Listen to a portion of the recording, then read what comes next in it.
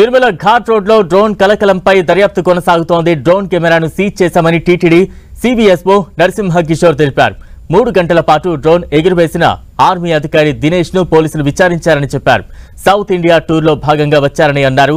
దినేష్ పై case నమోదు చేశారని, భక్తులు డ్రోన్లు తీసుకురావద్దని, ఇక నుంచి అన్ని ప్రాంతాల్లో సూచనలు పెడతామని తెలిపారు.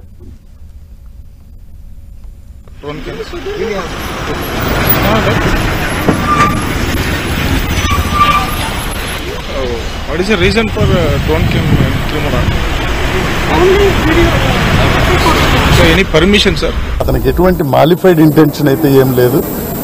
ఒక పిలిగ్రిమ్ గా వచ్చాడు, సౌత్ ఇండియా అంతా టూర్ చేసుకుంటూ వచ్చాడు.